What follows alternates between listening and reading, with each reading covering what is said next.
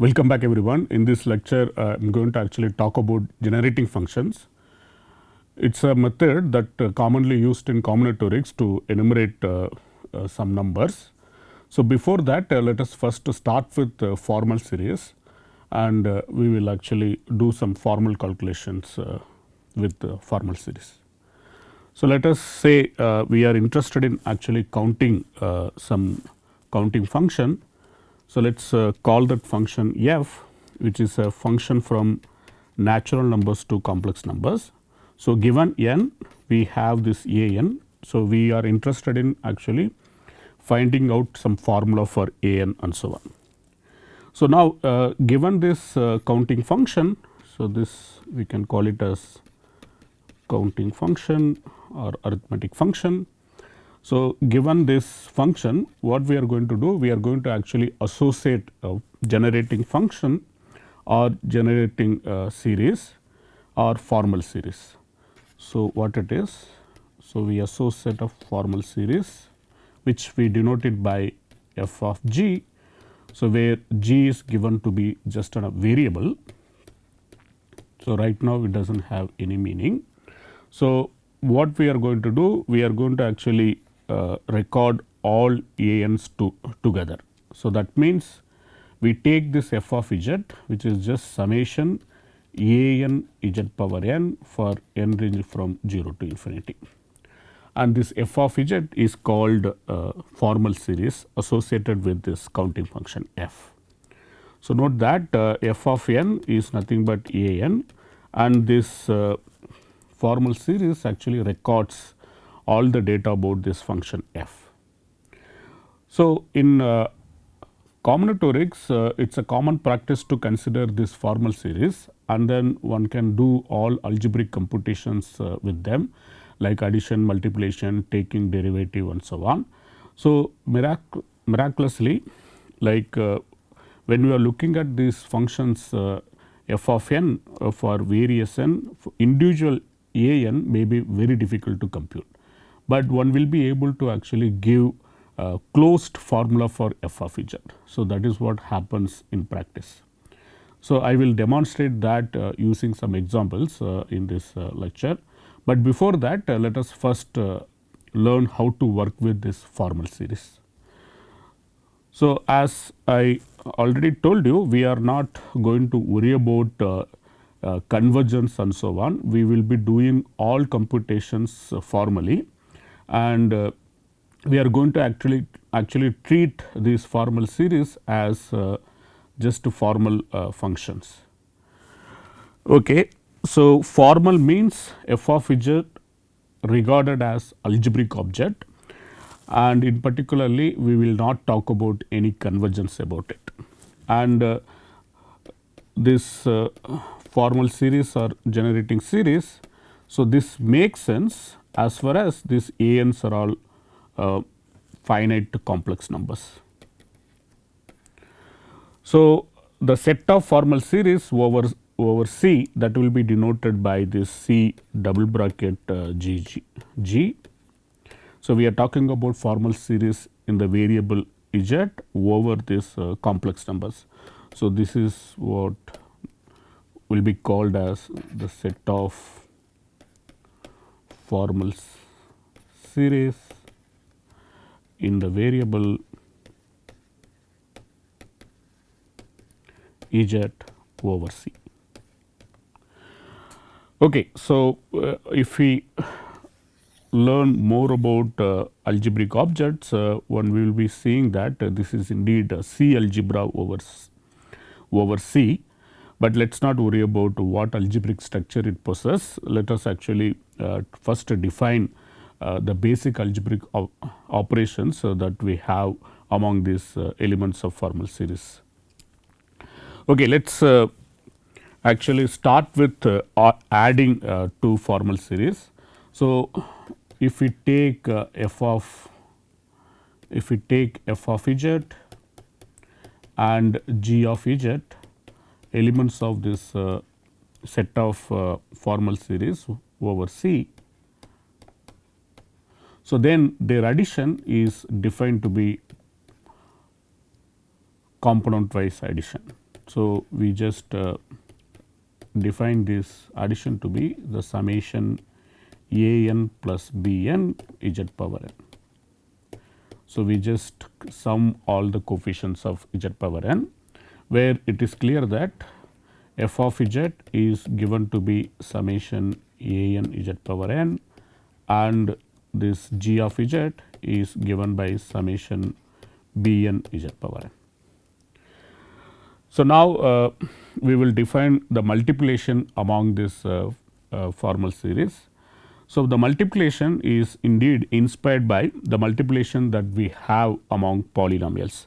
For example, z power k and z power l is defined to be z power k plus l. So, this is what we call it as convolution product. So, we are going to generalize this product bilinearly to all formal series. Okay. So, let us see how one can define the product f of z g of z is defined to be, this is summation c n z power n ranging from 0 to infinity, where this c n is given in terms of the coefficients of f of z and g of z. Recall that f of z coefficients are denoted as a n, g of z coefficients are denoted by b n. So, now the c n is defined to be the convolution product of them, which is summation a k b n minus k, where k ranging from 0 to n. So, this is the product that is commonly used for polynomials, and that product only we are generalizing it to formal series. So, we also use this notation to denote the nth coefficient. If we take f of z and its nth coefficient is denoted by f of z bracket z power n. So, which is exactly a n, which is the nth coefficient of this f of z. So, now one can also define this scalar multiplication among this formal series. Suppose c is a complex number that is given, then c times f of z is defined to be summation c a n z power n ranging from 0 to infinity. One can easily check that if we consider this c as again formal series with the following obvious convention, that c is written as c plus 0 times z plus 0 times z square and so on. So, then this multiplication, that c times f of z agrees with the multiplication of formal series. So, in particularly we have these basic operations, sum of two formal series, product of two formal series, and scalar multiplication of formal series. So, these are all the basic operations that we have it for the formal series. So, since we are working in this set of formal series, so in this space one can actually talk about inverse of given formal series. So, let us first define what we mean by inverse, and then we will actually characterize when we can have inverse for a given formal series. So, we are going to define inverse as follows. So, which is the inverse that one sees in, for example, real numbers, complex numbers and so on. So, that notion we want to generalize to formal series. So, now let us say given formal series has an inverse. So, let f of z element of this space of formal series. So, then we say f of z has an inverse. So, let us write say g of z if f of z times g of z must be 1. Okay. So, this equation should be satisfied. So, now here is a theorem which is not very difficult to prove, but anyway better to prove now. So, the theorem actually guarantees when one can have inverse. So, the most important thing about the space of formal series, that it's easy to actually kind of guarantee inverse as well as long as the constant coefficient A naught that is indeed non-zero. So, let us actually formulate it properly. So, let A of Z is an element inside the space of formal series. So, we want to say that it has an inverse. So, A of Z has an inverse inside our formal series if and only if. So, let us write A of Z equal to summation A n Z power n range from 0 to infinity. So, the constant coefficient A naught must be non-zero if and only if this A of Z has an inverse in C double bracket H. So, this criterion is somewhat very nice. So, that actually kind of allows us to do lots of calculations among this formal series. So, in particularly one will be able to actually write down somewhat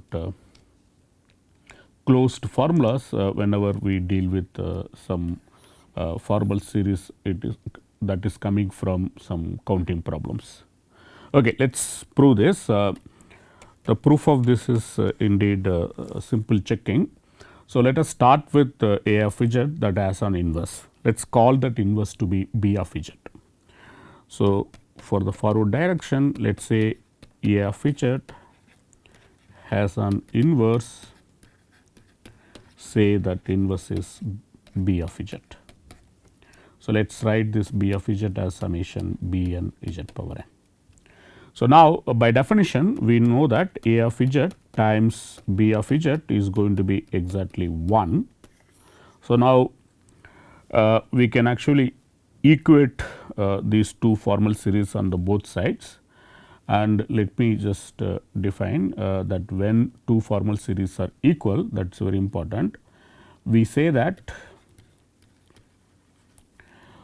two formal series, let us say f of Z and g of Z, they are equal if all the coefficients of f of Z and g of Z are equal. So, f of Z equal to g of Z if and only if, look at the Z power nth coefficient of f of Z, that should be equal to the Z power nth coefficient of g of Z for all n greater than or equal to 0. And in this case we say that f of Z is equal to g of Z, and this is same as the equality that is defined for polynomials. So, now in that case when we have this equality A of Z equal A of Z times B of Z is equal to 1. Like I said, this 1 can be treated as a formal series as follows, which is 1 plus 0 times Z plus etc. So, that means by equating the both sides we get that A naught times B naught is 1. So, this is the coefficient of Z power 0. So, this is the coefficient of Z power 0. So, that implies immediately that A naught is non-zero, because both A naught and B naught coming from complex numbers whose product is 1. So, that would immediately imply A naught is 1. For the converse, so let us inductively construct this B of Z. Assume that A naught is non-zero. So, for the converse assume that A naught is non-zero. So, now what we are going to do? We are going to inductively define B of Z. So, using this equation. So, let us take this equation A of Z times B of Z is equal to 1.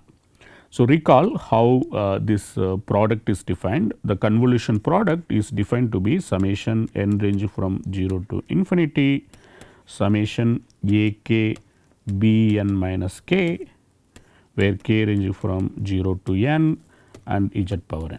So, this summation is equal to 1.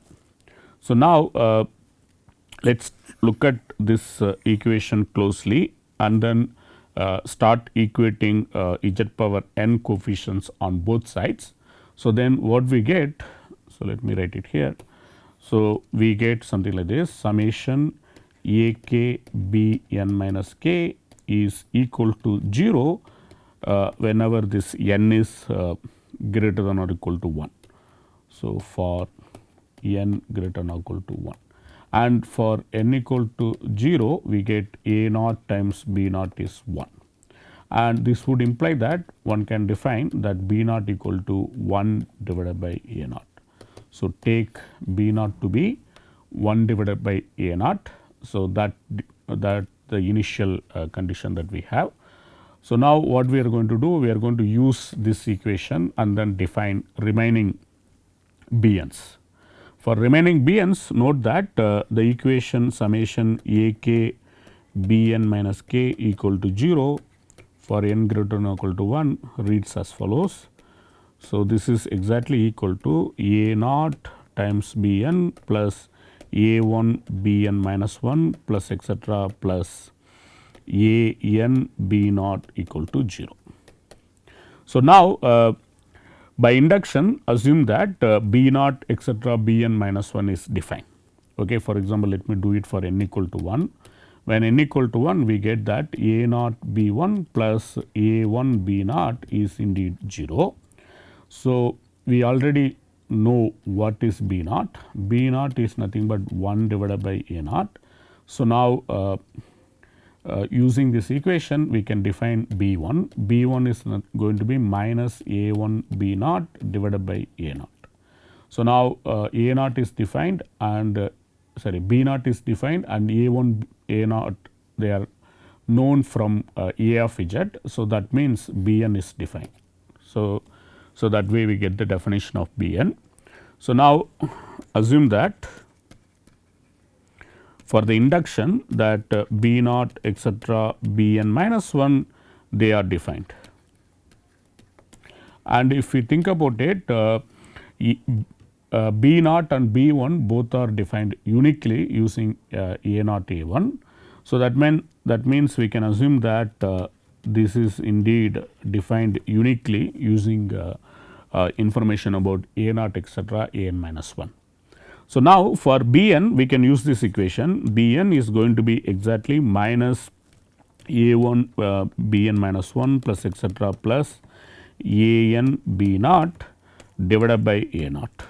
So, now again from this equation it is clear that b n is defined uniquely using all this a 1 etcetera a naught etcetera a n and b naught etcetera b n minus 1. So, that actually tells us how to define b n. Now, using the formula that we have written here. So, this tells us that the way we define b n's that actually satisfy this equation a of z times b of z equal to 1. So, that means this defined formal series b of z is indeed inverse of a of z. So, that is what we got. So, we not only actually proved that it is a characterization that a of z has an inverse if and only if a naught is non-zero, but we also actually inductively told how to construct the inverse using the relations that the coefficient of a of z and b of z they have. Okay, so, this actually tells us how to invert elements of the formal series. So, in particularly you can see that most of the elements in this set of formal series they are indeed invertible. And one can actually check something more happening like in the complex numbers. So, recall that whenever a b is 0 inside our complex numbers, then that would imply either a is 0 or b is 0. And this is somewhat very important property when we are dealing with general rings, and a ring that satisfying this property will be called integral domain or having no non-zero divisors. Anyway, that similar property holds for this the set of formal series. So, I will leave this as exercise, it is not very difficult to prove. Suppose if we have this equation that A of z times B of z is 0 for some A of z and B of z coming from this space of formal series. So, then we can prove that either A of z is 0 or B of z is 0. And this property is easy to prove for polynomials, almost similar proof actually works in this generality as well. Okay, so this actually tells us the space of this formal series is actually nice space to work with. We will be able to actually do lots of algebra here. So, in particularly our aim to actually simplify the generating function that comes from some counting functions small f. So, we are interested in proving many interesting identities among the coefficients a n, and for that purpose we need to do all the calculations among this formal series. So, let us actually do some basic computations. So, for example, one can actually talk about this geometric series. So, if we take this 1 minus z, which is an element inside our C bracket G. So, it is actually indeed a polynomial in G, but it is not very difficult to see any polynomial can be thought of formal series by taking zeros in the appropriate z power n coefficients. So, that way one can view the space of polynomials as a subset of the space of formal series. So, from our earlier discussion we can see that whenever the constant coefficient is non-zero, one will be able to invert given formal series. In particularly, one will be able to invert this 1 minus z, and it is not difficult to see the inverse of this is going to be exactly equal to the geometric series that we know. So, 1 plus z square etc. So, this maybe I will leave it as exercise.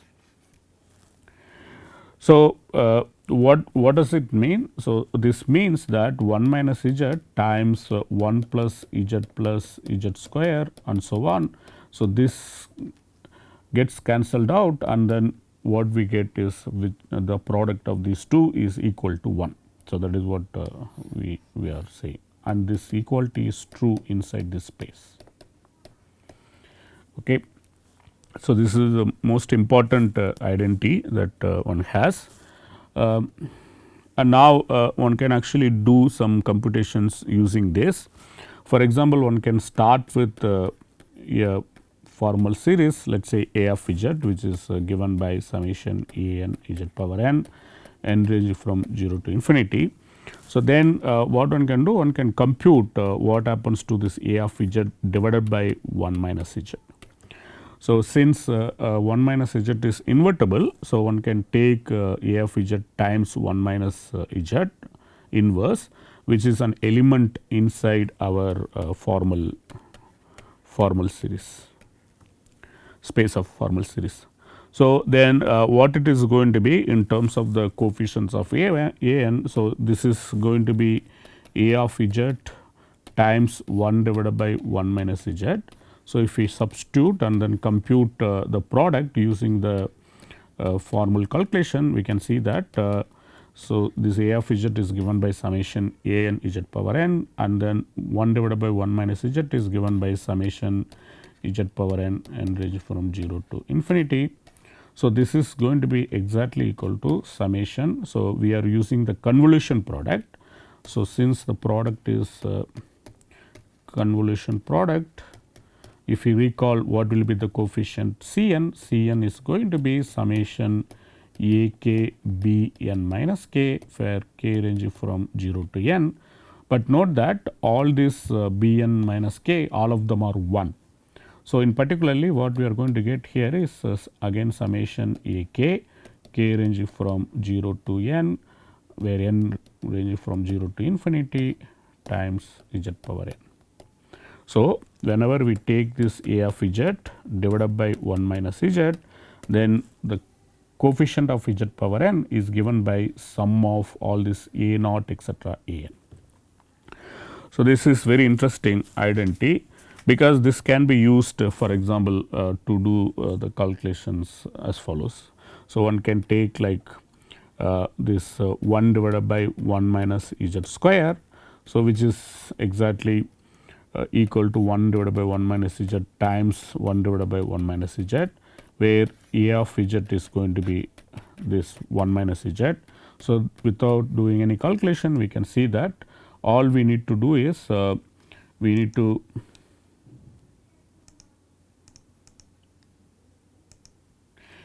just sum all the coefficients from a naught to a n, but all the coefficients of this 1 divided by 1 minus z, all of them are 1. So, basically we are summing up to 0 to 1 plus 1 plus 1 up to 0 to n. So, that means we get exactly n plus 1. So, without doing any computation, we can see that this is exactly summation n plus 1 z power n, n range from 0 to infinity. And similar identities one can actually have for other products as well. Maybe I will list some of the important identities. So, here is another important observation. So, whenever we take a of z, which is exactly 1 divided by we will take it as general a of z summation a n z power n, n range from 0 to infinity.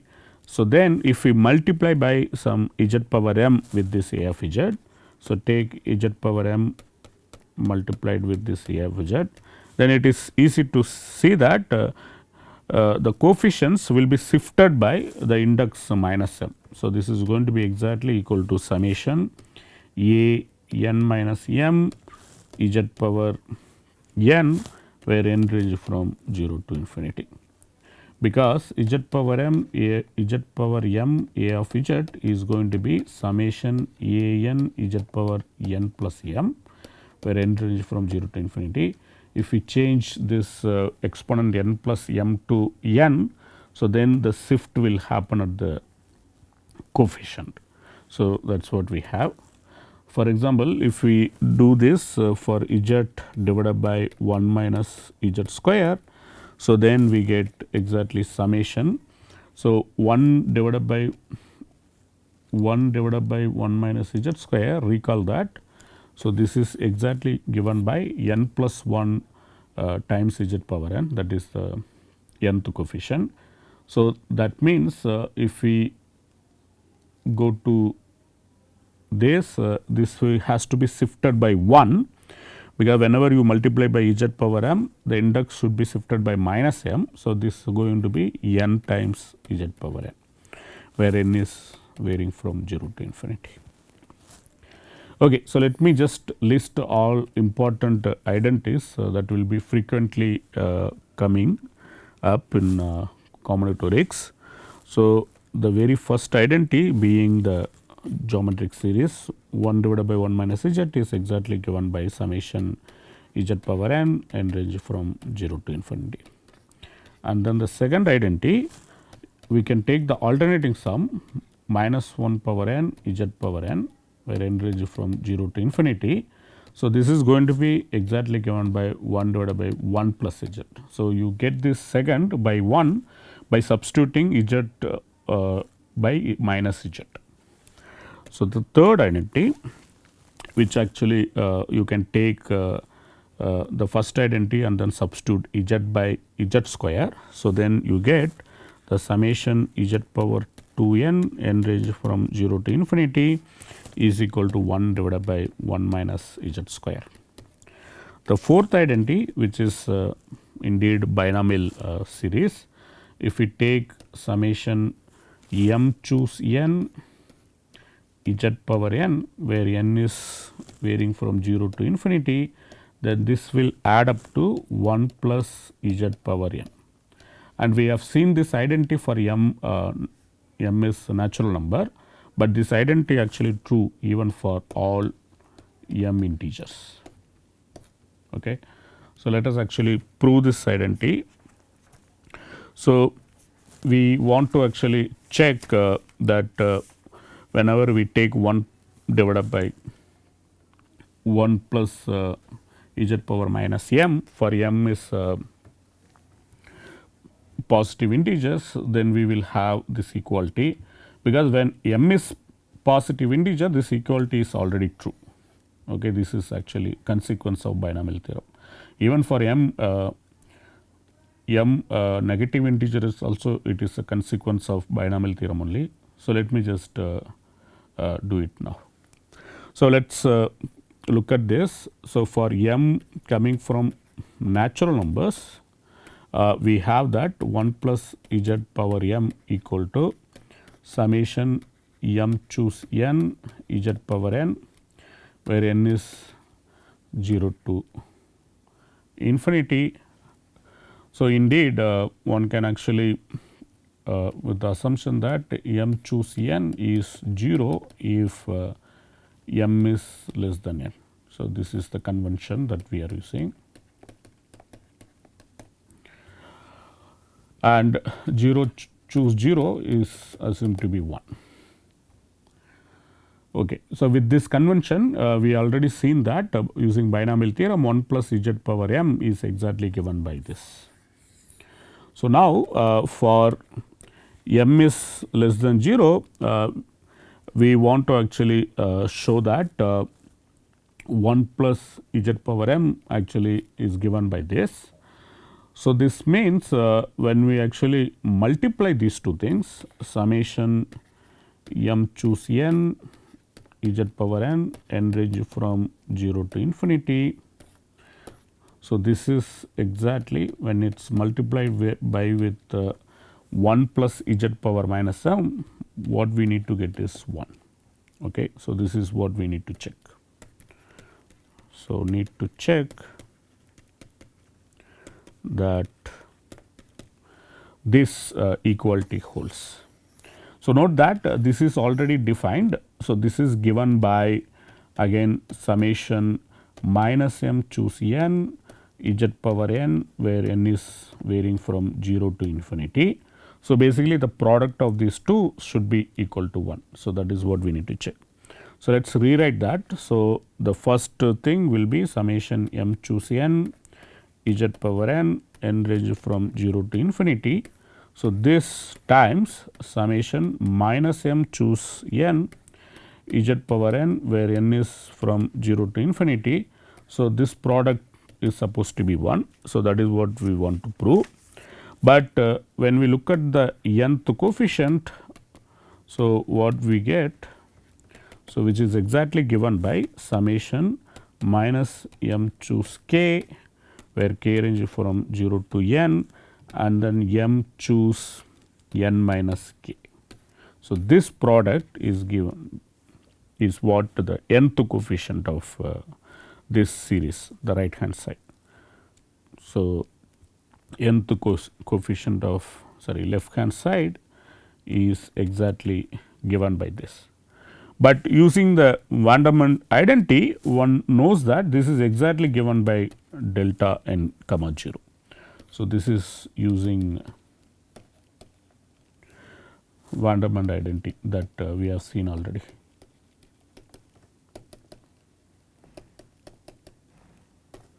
So, now this means that the nth coefficient of this product is 0 whenever n is greater than or equal to 1, and when n equal to 0, this gives exactly 1. So, this is going to give us the identity that we are interested in, which is exactly this, that 1 plus z power m is given by summation m choose n z power m. Okay, now using these identities, one can prove some more identities. So, let me just state it. I will leave them as exercise. So, they are not very difficult to prove now. So, once you take this inverse of 1 minus z power m, then one can easily prove that this is exactly given by m plus n minus 1 choose n z power n, and this is true for all m coming from integers in range from 0 to infinity. So, here what we need to do, we need to use this reciprocity law, which is again obvious. So, the reciprocity law which says that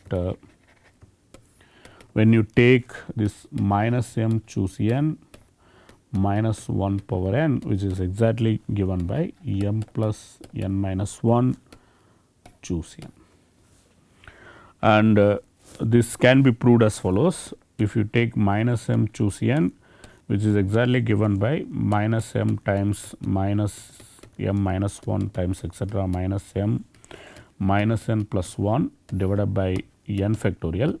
If we take out the minus signs, then we get minus 1 power n exactly, then m into m plus 1 times etcetera m plus n minus 1 divided by n factorial, but this term is exactly this term.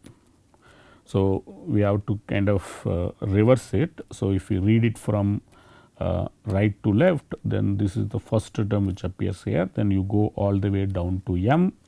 So, then you are getting exactly this m plus n minus 1 choose n. So, using this reciprocity law, one can prove this this fifth identity. So, now I have this two more identities. I am going to leave it as exercise again. So, for m coming from integers, we have that 1 divided by 1 minus z power m plus 1 is going to be exactly given by summation m plus n choose n z power n, where n ranges from 0 to infinity. So, this is again can be proved using the identities among these binomial coefficients, which we have seen already. So, now the seventh one for m greater than or equal to 0, which is non-negative natural number, we have that if we take z power m divided by 1 minus z power m plus 1. So, basically I am multiplying by z power m with this series. So, by simplifying using some binomial identities that we have seen already. So, then this becomes, this is summation n choose m z power n, where n ranges from 0 to infinity. Again, these identities can be used, can be proved using the binomial identities that we have seen earlier.